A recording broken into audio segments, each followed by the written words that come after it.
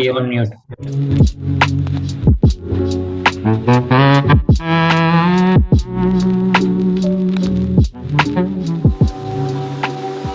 Okay, I'm just composing a music to Solidity.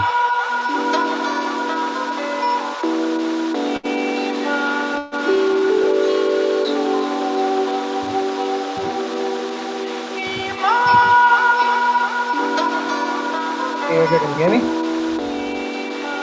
Sorry? Can you hear me? I can hear you, but music is dominant.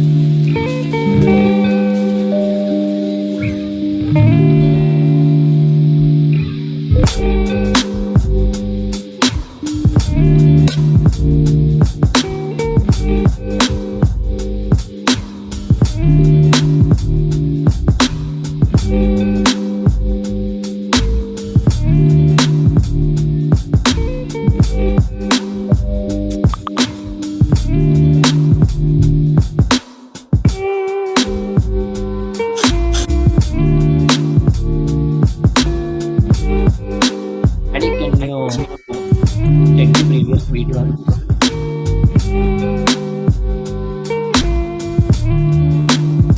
Hey, And sorry, yeah, come again?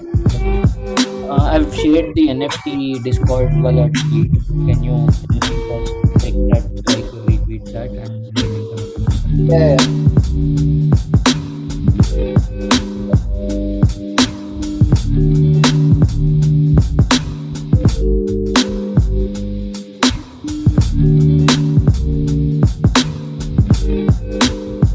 also Compound is Compound Labs, is it? Compound Finance? Compound or finance? Compound Labs. Once can you check on Twitter if that's the handle?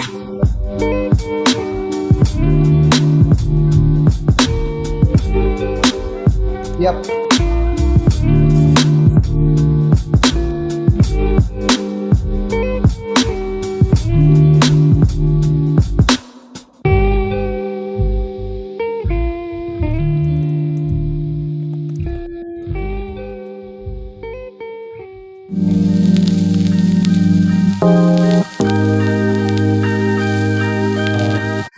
Let's go live in 2 minutes. I'm just updating announcement on Discord. Can you just let Ruchil know?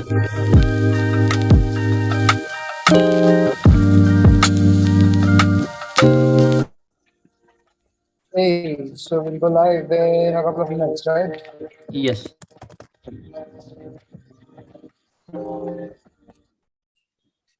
I think the video audio should have Yeah, music is off now. cool results here as well.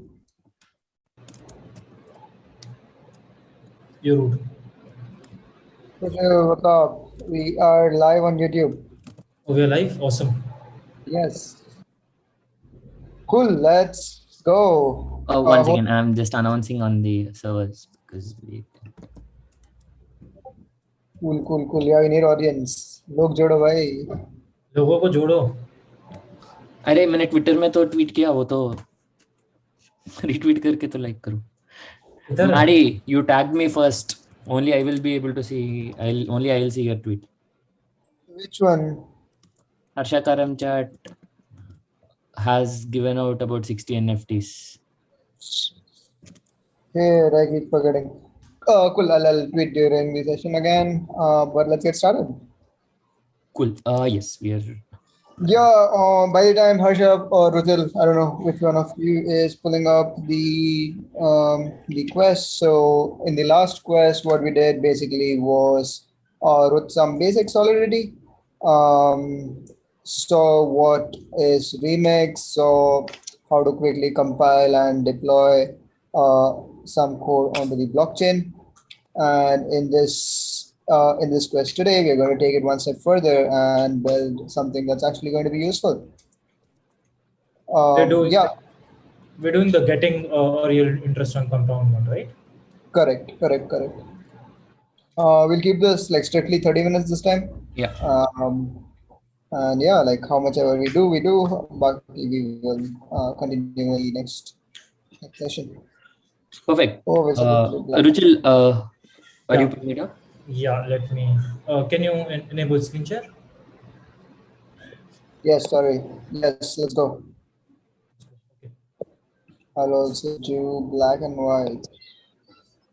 So that's. Let me do that as well. Just a minute.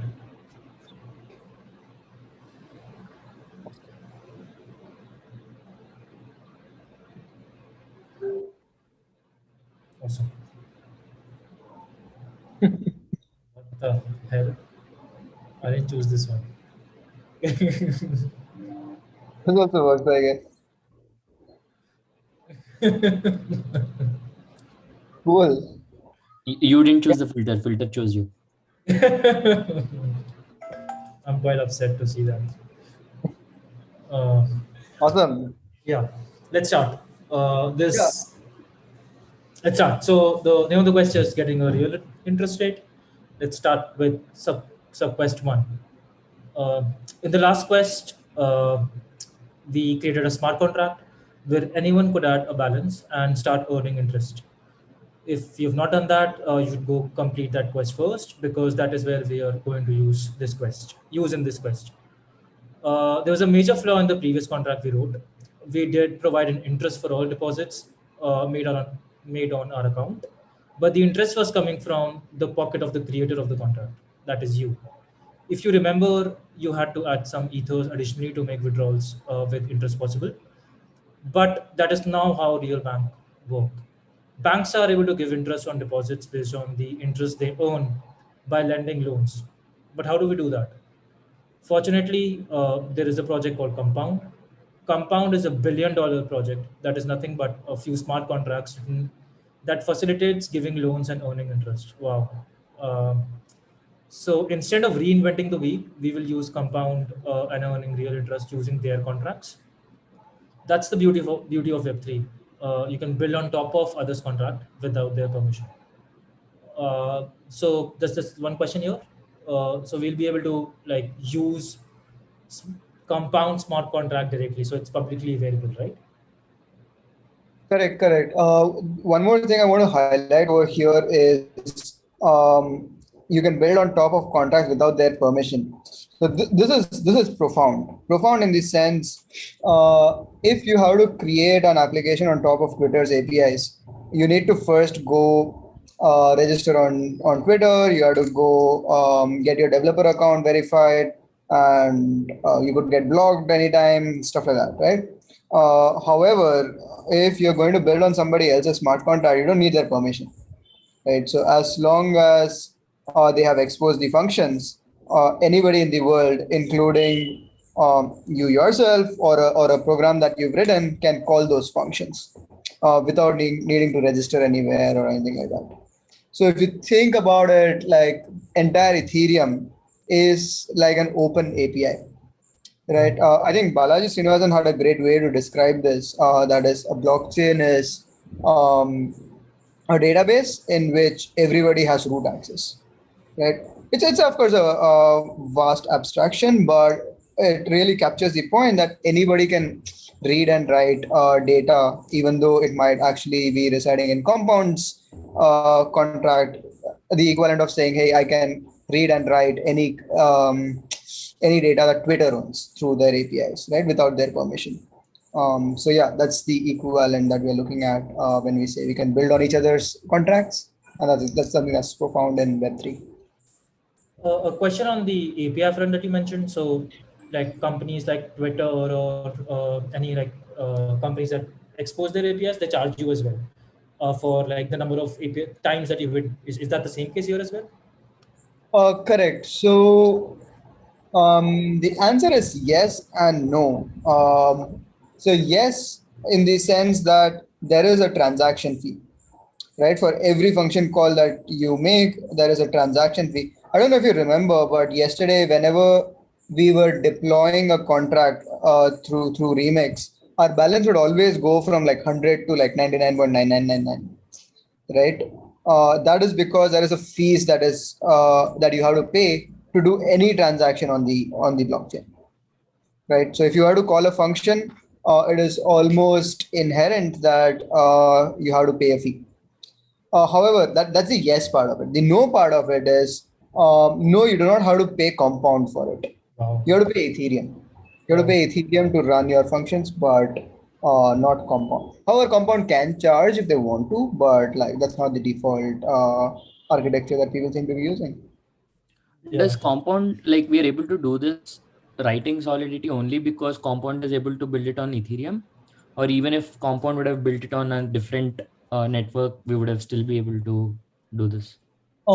Tricky question, but for the sake of simplicity, yeah, you are able to call it only because they deployed it to Ethereum.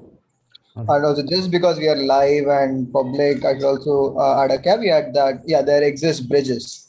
So even if you deployed it on Solana, there are ways to interact with it. However, what we are going to look at is just interacting with the smart contract that they have deployed on Ethereum itself. Got it. Got it. Just to give a background on Compound, Compound has a definite set of rules using smart contracts for people to park money and for other people to take loans and pay interest. That way, people who have parked money earn interest. So we'll collect ethers from our users and park it on Compound. Then when they want to withdraw, we'll take the interest from Compound and give it to the user. Got it. Got It it. makes sense. So instead of us having to deal with all that Adding money. adding money and stuff like that. So this is called a liquidity problem. So no, a bank really works when you have like people depositing money as well as withdrawing money. Oh, sorry, depositing money and taking loans from the bank. So you need liquidity. You need both of those entities to be transacting at the same time.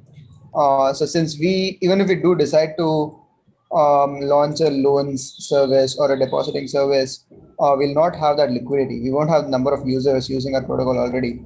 So we might just as well use Compound to quickly get some interest.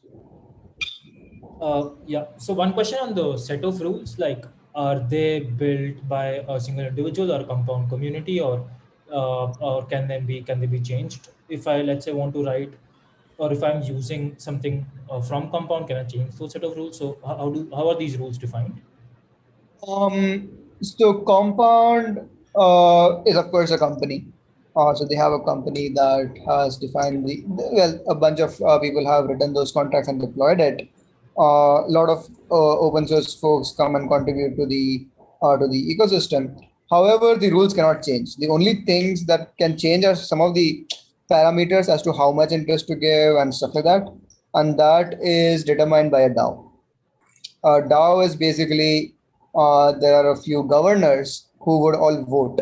So let's say if somebody says, "Hey, I want to double the interest rate on Ethereum or on Ethers," so they would have to vote, and if everybody agrees on that vote, is when the rule actually gets changed. Compound itself cannot change the smart contract that they've written. So yeah, they can't like really fuck with your money. For them, we are live. We should not use the F word. Got it. Yeah, Got it. but yeah. Yeah. Any questions, Asha? Here? No, nothing here. Sure, sure. I'm just checking YouTube live stream also, so that if there are any questions there, nothing there yet. Just Sahil says. Yeah, I'm keeping track of that. Don't worry about it. Okay, awesome. Awesome. Let's move to the next one, which is finding the address of Compound contract.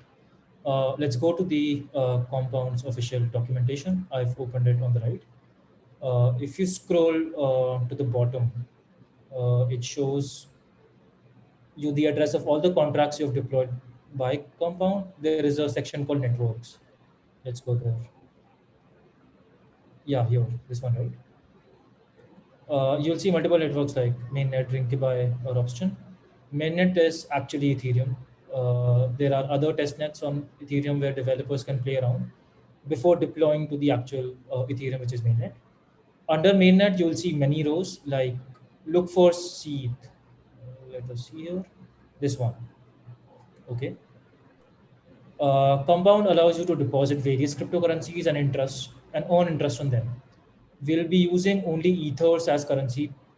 People can deposit money to a smart bank account. Copy the address against ETH, stands for Compound ETH, and copy this address and visit this. Okay, so I need to copy this thing, right? And I need to visit Etherscan. Okay, is there some issue there? No, Etherscan slash put that. Address slash paste. Yeah, Control V. No. You need to put address slash address. This one? Yeah. Before 0x, put address. Type in ADD. Does this work? Oh no. /0x. Yeah. /0x, right? Yeah. Okay. Cool. We're on the screen now. This will open the contract on Etherscan. Etherscan is an important tool you need to be aware of when operating on Ethereum. Okay. Etherscan is a way to look at all the data on Ethereum. All the contracts, all the transactions, all the functions calls are public on Ethereum and accessible from the website. Okay. By default, the transaction tab is selected. Let's see that. Sorry. This one. for the transaction. Yeah, got it. Here you can see all the transactions that have happened on Compound. Anyone who's depositing money, withdrawing, or loaning is all publicly accessible here. Got it. You'll also see a tab called contract. Let's see that contract. This one, right? Yep. Yeah. Tap on that to see the contract itself. You'll see the source code for cether.sol.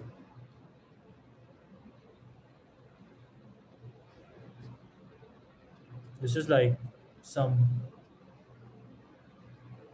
2,000, 3,000, 2,500 lines of code, right? Correct. Wow. Okay. Uh, That is a Okay. contract for the entire compound, or? Yeah. So Compound has written this contract, and yeah, this is pretty much everything that is handling those billions of dollars. In the transactions tab, I think we saw that. Can you scroll up, Rachel? The ether value which says, I don't know how much is this. Wow. 5 billion. That is 1 million ethers. So No, that's at the about. bottom it says ether value, right? 5700. A million. Oh, okay. So that's like $5 billion. Yeah. Achha, this one. Just Wow. 2,500 lines of code. Yeah. Interesting. What Not does bad. what does ether value mean? Like, is it the number of transactions that have happened? What does it mean? No. So the amount of money that is there in this smart contract, the amount of money that the smart contract is holding. So when we were sending money to our add deposit function, right? So that is some money that you were sending to the contract. So people all over the world are sending money to Compound's contract. And how much money have they sent? Rather, how much money is there in that contract right now? That is $5 billion. Got it. So can we also say like the liquidity is $5 billion? Is that the right connotation? It'll be more than that because Compound does not only operate in ethers. So if you can go back to the Compound website, you will see that there are like multiple currencies. What we have copied is CETH. Got it. So there are like some 20, 30 other currencies as well. So you need to go to each of these contracts, see the ether value, add them all up. That's really the amount of liquidity that Compound has. That's one part of it, and then there is more. That is, people would have taken loans, right? So when people take loans, the money kind of leaves Compound. So that is not going to be accounted for in your Etherscan. Yeah. So I think we're looking at about $5 billion. Sorry, $10 billion kind of a ballpark with those 2,500 lines of code. Wow. Let's move on. Yep. Let's Yeah. go on. I don't really want you to understand the logic of how Compound works yet. All that I want you to notice is that code doesn't look very different from the code that we've already written. A few hundred lines of Solidity code managing a few billions of dollars. Check out the balance of the top of the link on Etherscan, which is this one. Yeah, we just did that. Yeah. Here's the only thing you need to know how Compound works. You give ETH to Compound, it gives you ETH back. When you return the ETH to Compound, Compound gives you ETH back. The number of ETH you will get per ETH keeps increasing with time because Compound is earning interest from the loans it's giving out. So the longer you wait, the more ETH you will get back for the same ETH you return to Compound. You can find more information on how Compound works on their docs, but this is all that you need to know right now for this quest. So just to sort of summarize it, like we deposit ETH, Compound has some like converts it to ETH, and that is the currency which sort of Compound operates in, right? So inside the Compound ecosystem, the currency that's used is ETH. Whereas if I want to deposit or withdraw, the currency could be any protocol, could be any like money. Correct, correct. So compound will always operate in a currency that starts with a C. Like this is called wrapping of a currency. So you give ETH and you get C ETH back. So it's kind of exchange on the contract. And is the mapping 1-to-1? So let's say if 1 ETH equal to 1 C ETH, or is there a No, on day one it was. On day one it was, but gradually it will keep changing, right? Like, so today, if you let, for example, today is the first day of compound ever. So you give one ETH, you will get one C ETH back. And after some time, when you give C ETH back to compound, it will not give you one ETH back. It will give you like 1.1 ETH back. Right. So if somebody wants to buy like withdraw C ETH now by depositing ETH, and if they deposit one ETH, they will not get one C ETH back. They'll get like whatever 0.89 C ETH. got it? So I think right now it is 2 point something is the ratio as of now. Got it. Got it. And is there a logic behind how this number increases, like ETH to C ETH? Yeah. So this is based on the amount of money that compound has received by virtue of giving loans. So if it has given out loans using ETH, and people have returned that money with some kind of a premium to it, that premium is going to be distributed amongst the holders of the CETH. Got it. Any questions here, Arsha, Subhash? Hey, I think there are a couple of messages that are coming up on YouTube. Hello, Madan. This is hey Caleb. What's up? Compound sim. Yeah, this is interest on compound. So compound does not really use either simple interest, nor does it use compound interest. Um, it uses a slightly different logic. Yeah, that's the question. So there was a question from Caleb saying, is the interest in simple interest or in compound interest? Yeah, it is. It is neither. It is dependent on the market. So more money the people are returning to compound, the more money the depositors make. Got it. Any other questions? I'll move on to the next step question. Otherwise, Yep, that's about it. Let's move. let's move on. Go to the code that we had written in our last quest, which is this one. First, we will define what are the functions of compound that we want to use. We'll do that by adding an interface.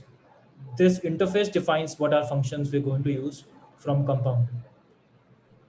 We can reference only public functions from compound's contract. You can look at the source code for what Mint does on Etherscan. I'll open both of them simultaneously.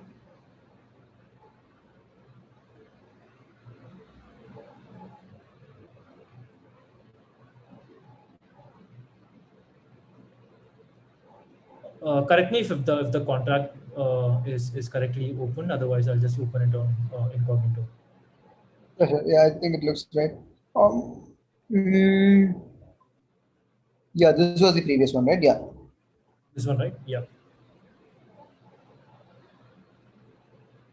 So what we're trying to say here is we can only access public functions of compound from its contract, which are mentioned here, right? So there would be some functions here which are public, which are like written public, and those are the functions that we can call, right? Yeah. So I think what we are going to be now looking at in the quest is a very important trick, right? So this trick is called composability. So how do you call call function in other contracts. So right, so that's the trick that we are going to use.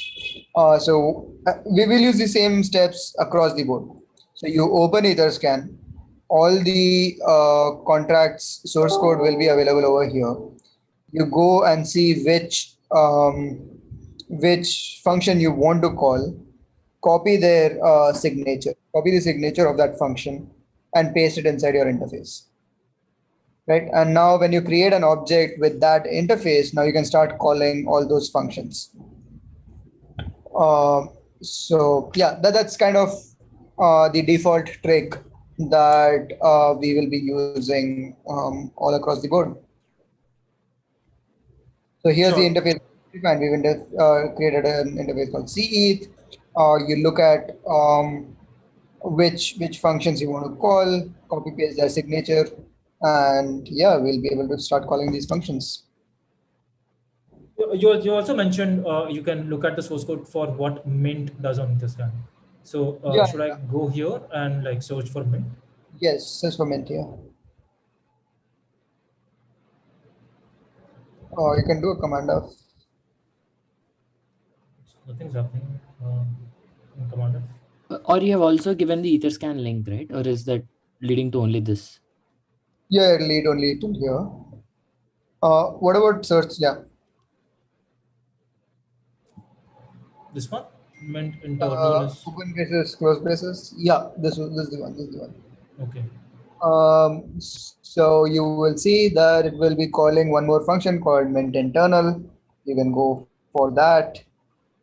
Search for mint internal now. Mint space internal, right? Mint internal. No, Line 45 you have, right? Same. Line 45, this one. Yeah.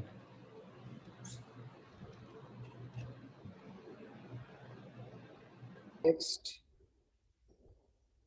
Go to the next one.